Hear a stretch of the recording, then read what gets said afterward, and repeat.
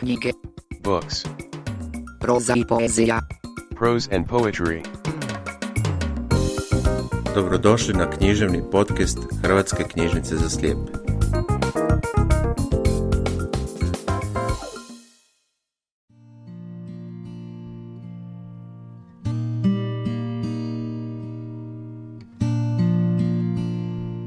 Srdačan pozdrav, dragi naši slušatelji. Za zadnji ovogodišnji književni podcast Hrvatske knjižnice za slijepe za vas smo odabrali sljedeće naslove: Plod strasti Karela Glastra Fanluna, Sad ako hoće živjeti Karla Brucknera i Životinjska farma Georgea Orwella. U minutama poezije poslušajte pjesmu Miroslava Krleže Snijeg. Ugodno slušanje i lijepe blagdane te sve najbolje u novoj 2022. godini žele vam ravnateljica Hrvatske knjižnice za slijepe Karolina Zlatar Radigović, djelatnici knjižnice i vaši urednici Ivana Vinko, Dario Anušić i Vanja Rajić.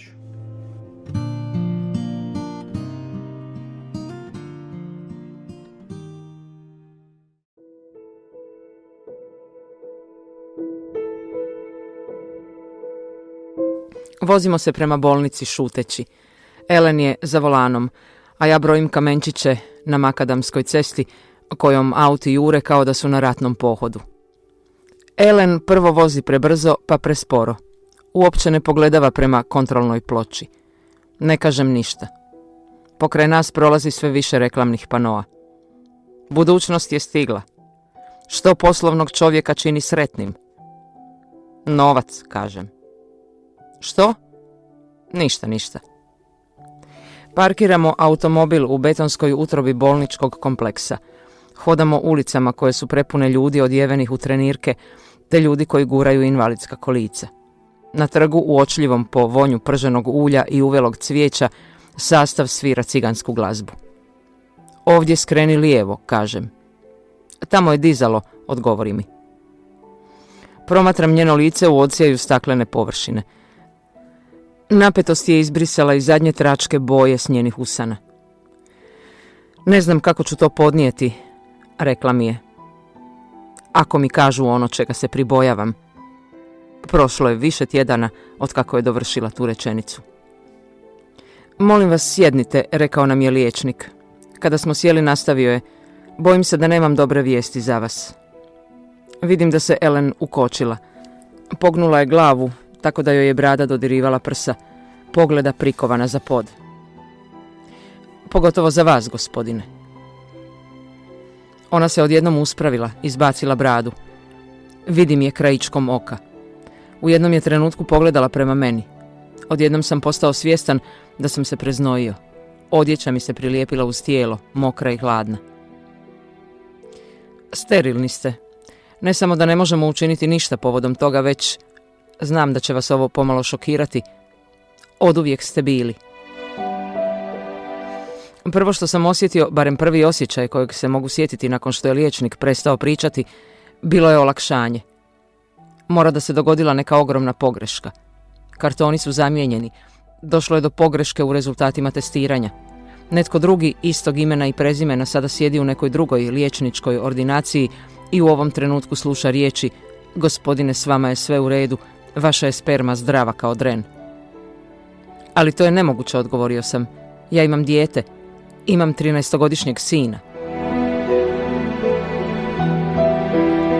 Već duže vrijeme sjedimo u tišini. Ništa se ne miče. Nitko se ne miče. Cijeli bolnički kompleks od betona, čelika i stakla, otvori za dizala, hodnici, mračni prolazi sa zvonjavom kuckanjem te uzdisanjem cijevi, sobe sa krevetima u kojima su živi kao i umirući, posjetitelji, liječnici, studenti i stažisti. Svi su za trenutak utihnuli. Sadašnjost je zaustavljena u jednom jedinom trenutku, jer prošlost iza nje upravo je eksplodirala. Ellen je pogledala prema liječniku. Liječnik je pogledao prema meni. Moj je pogled ležao na uokvirenoj fotografiji točno iza liječnikove glave. Dječak i djevojčica na skijama, vedro nebo bez tračka oblaka i snježni vrhunci u pozadini.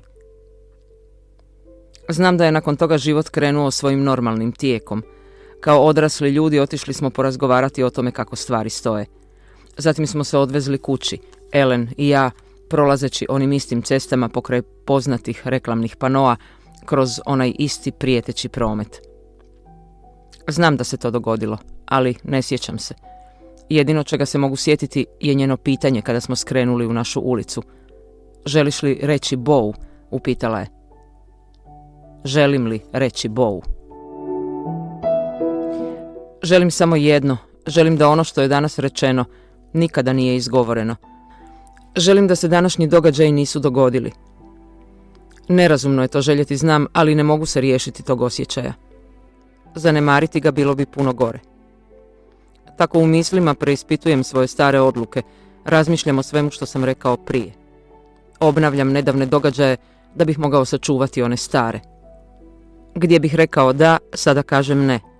Gdje bih odlučio djelovati, sada odlučujem biti pasivan.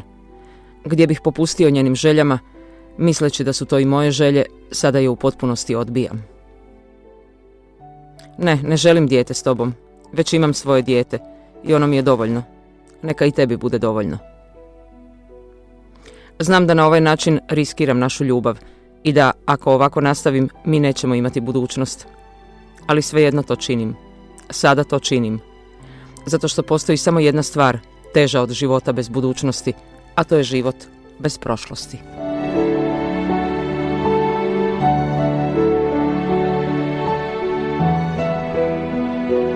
Plod strasti.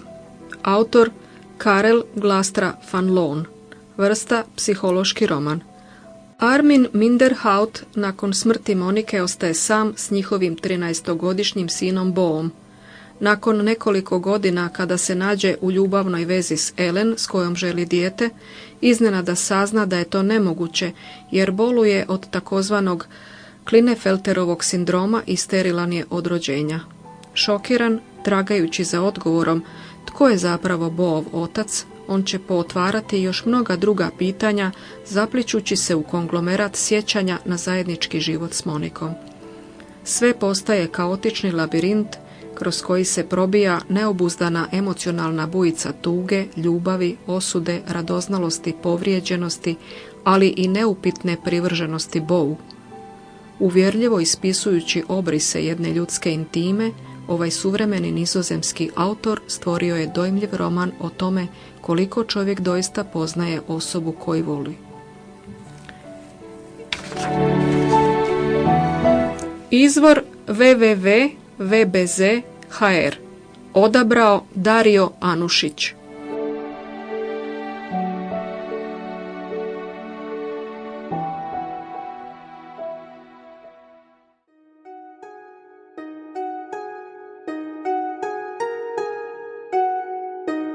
Japanski liječnik Hiroshi Ikeda i njegov američki kolega dr. Floyd Owens naslonili su se čekajući na radni stol.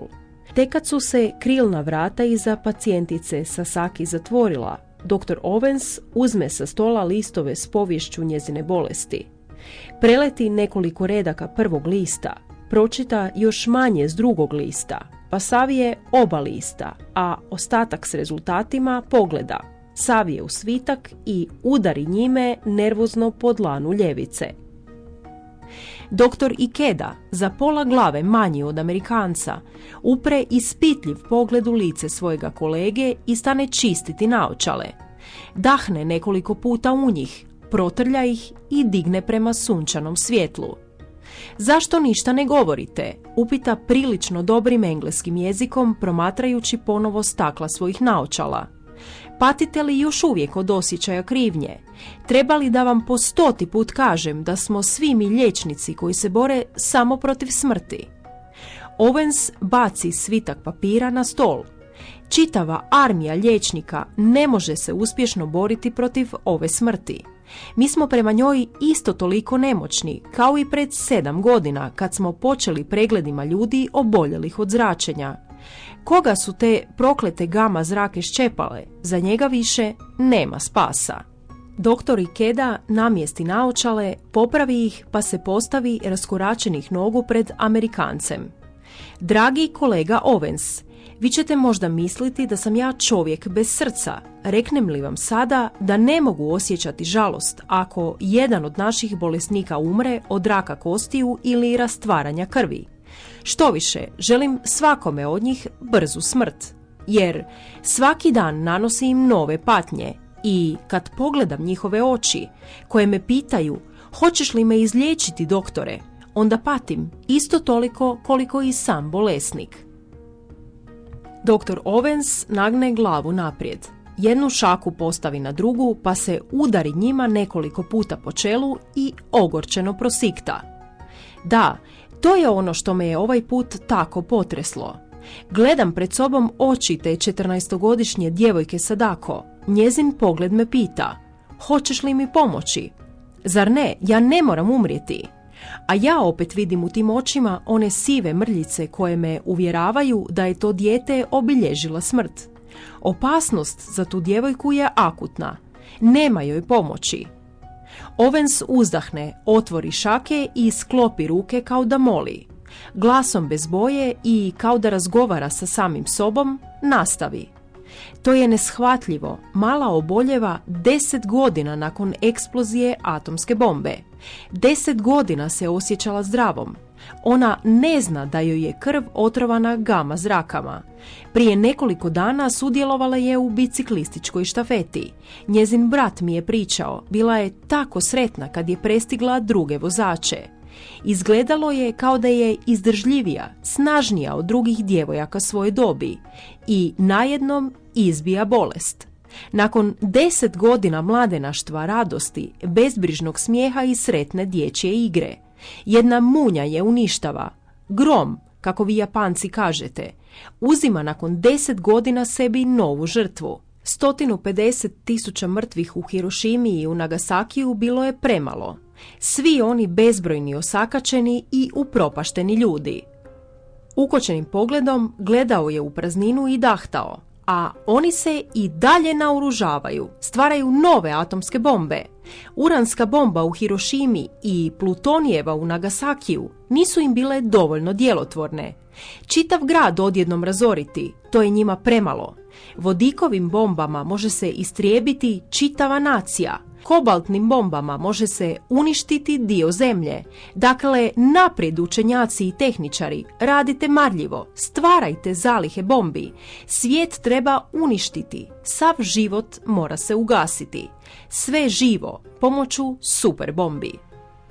Zaustavi se izgubivši dah.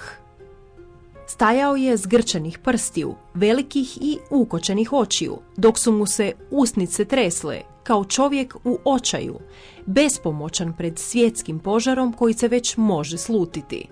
Doktor Ikeda stavi nježno svoje ruke na Owensove drhtave prste. Dragi prijatelju, uzalud rasipate snagu svojih živaca.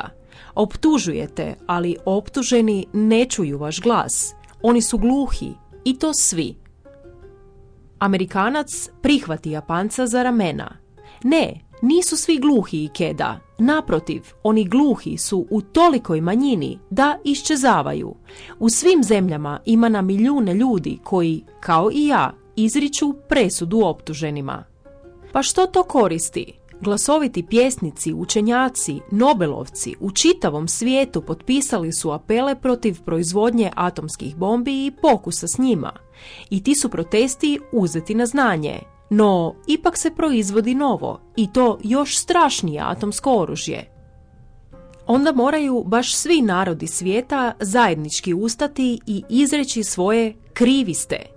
Optuženi će se morati pokoriti toj presudi. To je lijepo rečeno, kolega Owens, ali to je neostvariva želja, utopija. Ne, Ikeda, ne, moguće je. Jedan kaže drugome kako je velika opasnost. Slike, knjige, časopisi, radio, televizija, svi oni treba da budu glasnici. Prijatelji, očevi, braća, sestre, majke, svi moraju govoriti. Nikada više Hirošima. Da, to bi bilo ispravno, odvrati zamišljeno doktor Ikeda. Svi bi morali govoriti, nikad više Hirošima. Prije svega bi to morali ponavljati mladi ljudi. Oni znaju premalo o tome što se dogodilo. Njima se to prešućuje. Očevi se boje govoriti svojim sinovima i kćerima o velikoj katastrofi. Oni misle, tko ne poznaje opasnost, živi bez brige. No, to nije točno. Ja kažem, tko ne poznaje opasnost, neće je se ni bojati i to lakše će izgubiti život.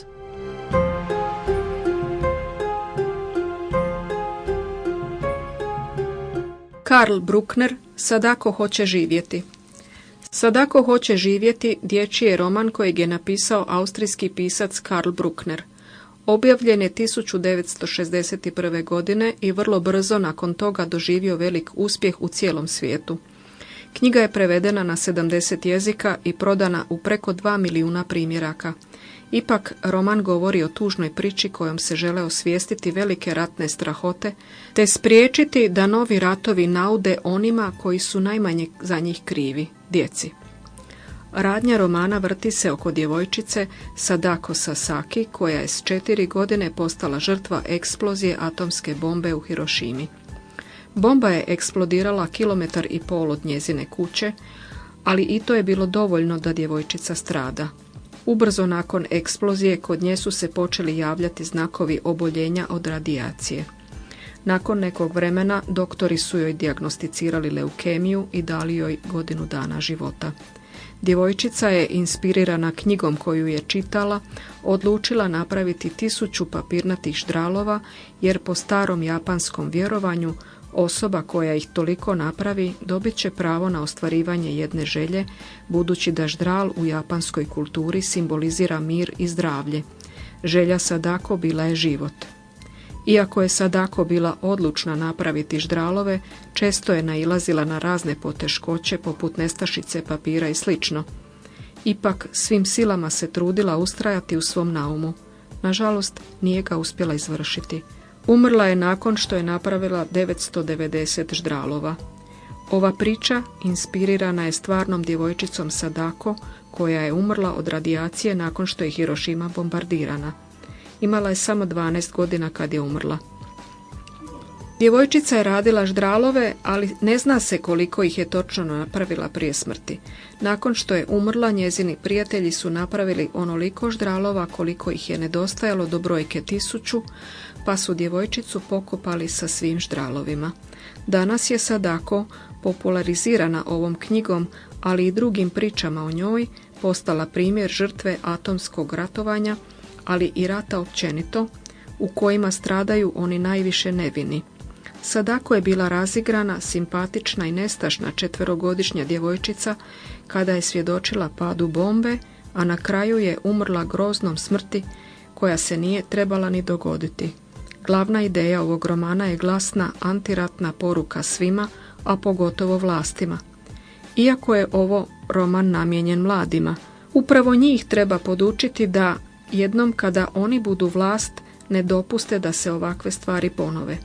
Upravo je zato priča o Sadako u Japanu dio nacionalne kulture, te se o njoj priča na svakoj obljetnici stradanja Hirošime. Odabrao Vanja Rajić.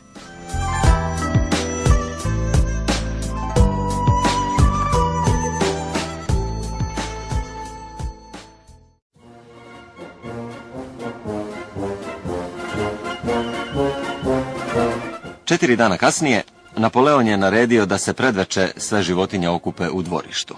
Kad se sve skupiše, iz kuće iziđe Napoleon noseći svoje obje medalje.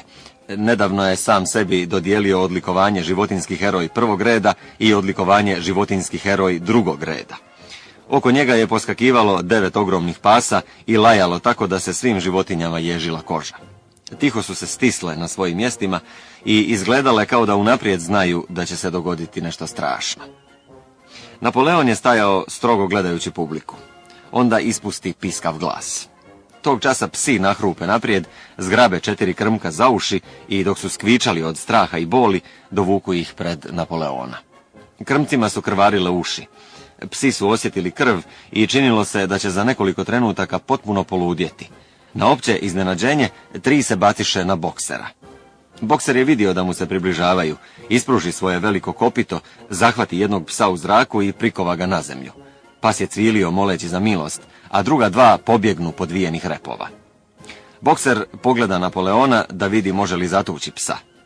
Napoleon promijeni izraz lica i oštro naredi bokseru da psa pusti, na što bokser podigne kopito, a prebijeni se pas pokunjeno i zavijajući odšulja. Za trenutak žagor se stišao. 4 krmka čekala su dršćući, a krivica im je bila ispisana u svakom pokretu. Napoleon ih pozva da priznaju svoje zločine. To su bila ona ista 4 krmka koja su protestirala kad je Napoleon ukinuo nedjeljne sjednice. Bez ikakvog daljnjeg poticanja priznali su da su bili u tajnoj vezi sa Snowballom od kada je protjeran, da su surađivali s njim u rušenju vjetrenjače i da su se dogovorili da životinjsku farmu predaju gospodinu Frederiku. Dodali su da im je Snowball privatno priznao da je godinama bio tajni Jonesov agent. Kad su krmci završili svoje priznanje, psi im odmah pregrizoše grkljane, a Napoleon strašnim glasom zatraži da svaka životinja koja nešto krije sada to i prizna. 3 kokoši, koje su bile kolovođe u pokušaju pobune zbog prodaje jaja, istupile su naprijed i izjavile da im se u snu bio pojavio Snowball i poticao ih na neposlušnost Napoleonovim odredbama. I njih zaklaše. Onda iziđe guska i prizna da je od prošlogodišnje žetve skrila 6 klasova žita i noću ih sama pojela. Ovca priznade da je mokrila u pojilište, a na to ju je, tako izjavi, prisilio Snowball. Druge 2 ovce priznaše da su ubile starog ovna, posebno vjernog Napoleonovog sljedbenika, i to tako da su ga naganjale oko krijesa kada je bio prehlađen. Sve ih zaklaše na licu mjesta. I tako su se redala priznanja i pogubljenja, sve dok pred Napoleonovim nogama nije ležala gomila leševa, a zrak postao težak od mirisa krvi, koji se nije osjetio otkako su protjerale Jonesa. Kad se sve to završilo, preostale su životinje, osim svinja i pasa, otišle zajedno. Bile su potresene i osjećale su se jadno. Nisu znale što je bilo strašnije, izdaja životinja koje su se povezale sa Snowballom ili okrutna odmazda kojoj su upravo prisustvovale. U stara vremena često je bilo takvih strašnih prizora krvoprolića, ali svima se činilo da je ovo mnogo strašnije jer se dogodilo među njima. Otkako je Jones napustio farmu, sve do danas nijedna životinja nije ubila drugu životinju. Nije bio ubijen čak ni štakor.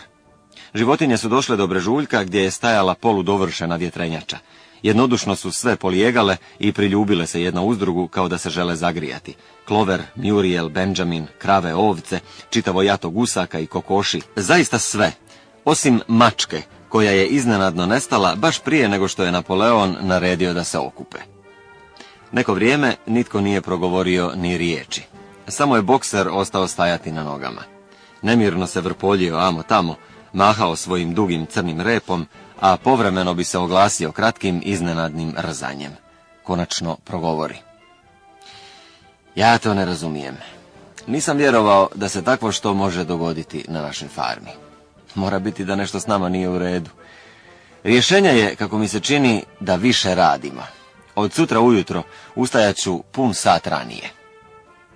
Tromim kasom otputio se prema kamenolomu. Tamo je skupio dvostruku količinu kamena i odvukao ga do vjetrenjače prije nego što je legao na počinak. Životinje su se bez riječi pripile uz Clover.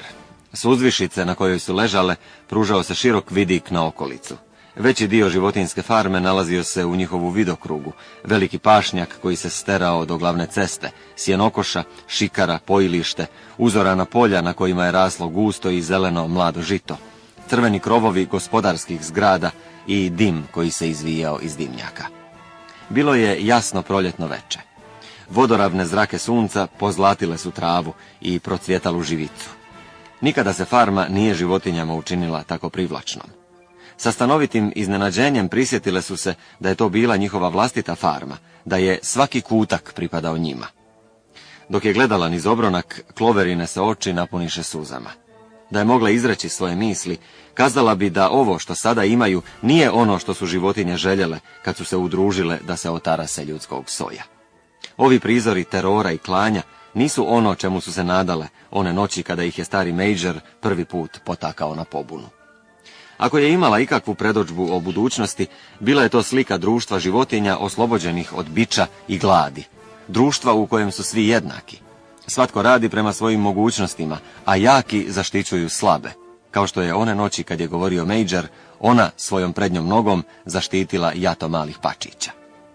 Umjesto toga, ona nije znala zašto, došla su vremena u kojima se nitko ne usuđuje govoriti što misli, kada svuda krstare divlji psi koji reže i kada morate gledati kako vaše drugove, nakon priznavanja strašnih zločina, razdiru na komadiće.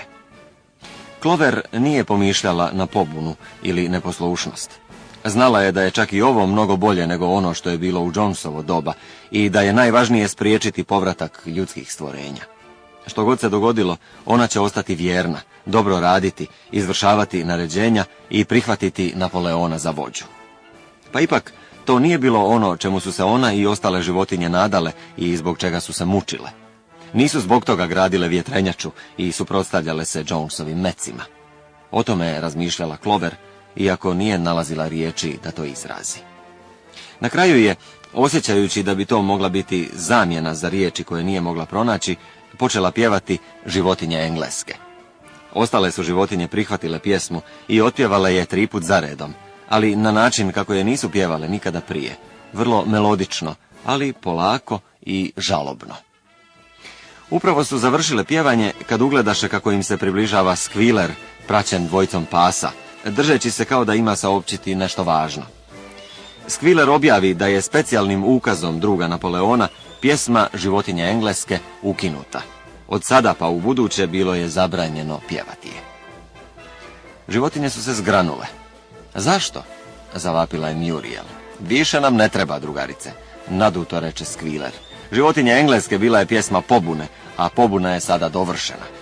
Popodnevno smaknuće izdajica bilo je njen posljednji čin. Neprijatelj, vanjski i unutarnji, pobjeđen je.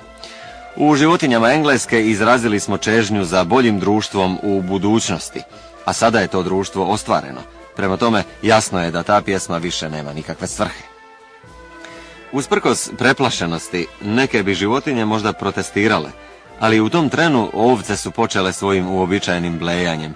4 noge dobre, 2 noge loše, što je potrajalo nekoliko minuta i zaključilo raspravu. Tako se pjesma Životinje engleske više nije čula.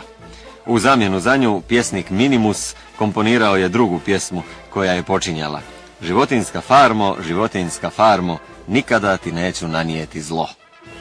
I to se pjevalo svake nedjelje ujutro nakon podizanja zastave. Ali životinjama se činilo da se ni riječi ni melodija nikako ne mogu usporediti sa Životinjama engleske.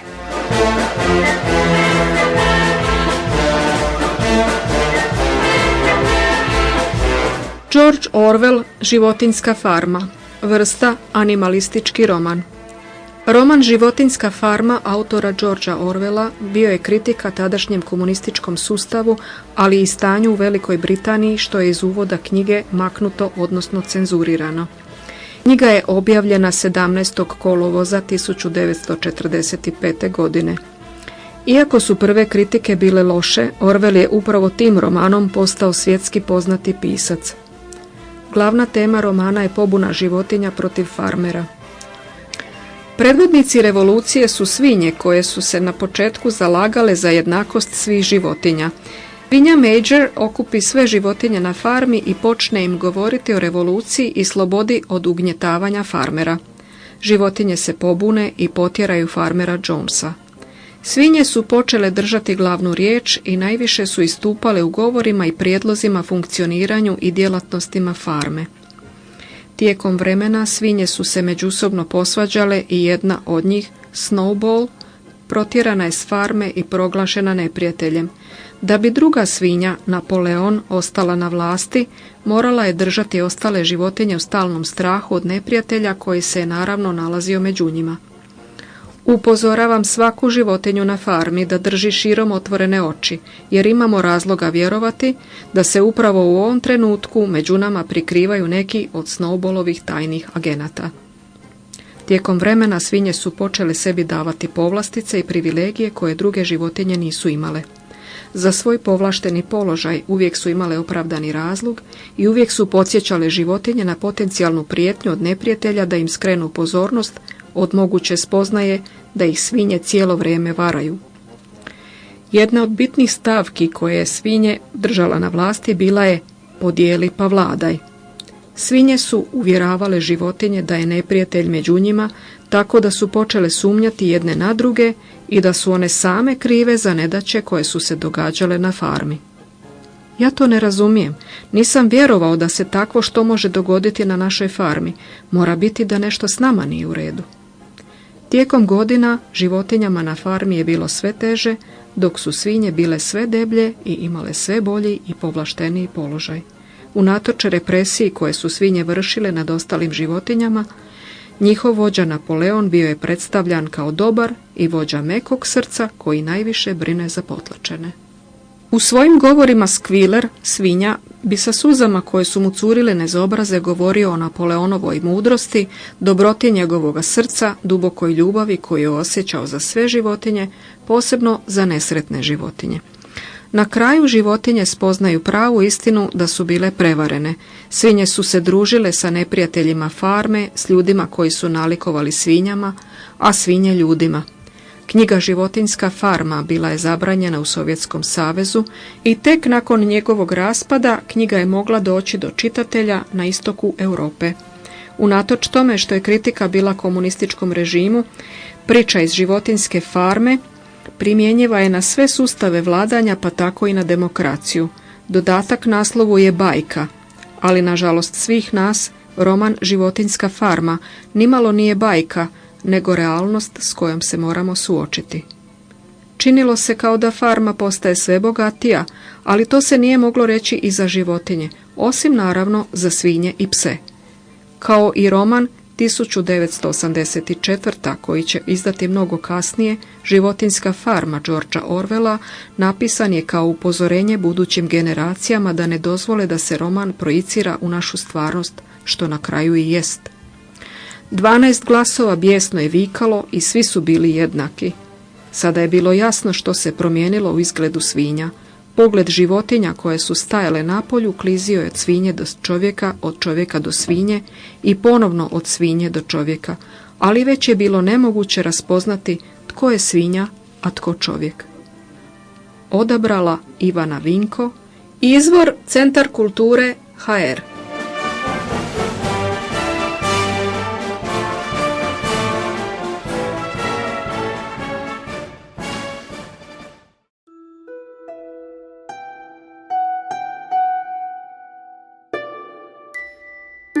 Minute poezije.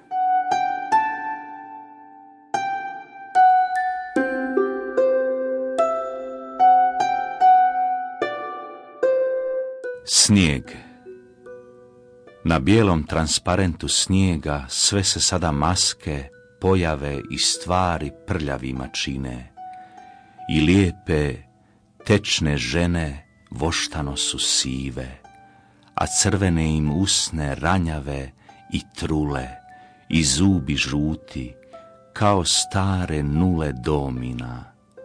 Glasovi su tupi i silno i prazno zvone, i bijeda je naša jasnija i veća, kad nema sedmostruke laži boja, i sve je samo ledeno i sivo. U bijeloj umnoj tišini snijega ja hodam i osjećam jalovu bol. Mislim da to sve neće dugo trajati. Još hitrije nego snijeg moje stope zamešće se, moj trag u svemu.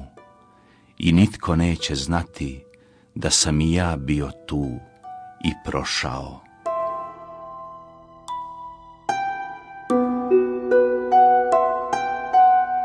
Podcast Hrvatske knjižnice za slijepe financiran je sredstvima Ministarstva kulture te je dio programskih aktivnosti ustanova u nadležnosti Ministarstva kulture za 2021. godinu.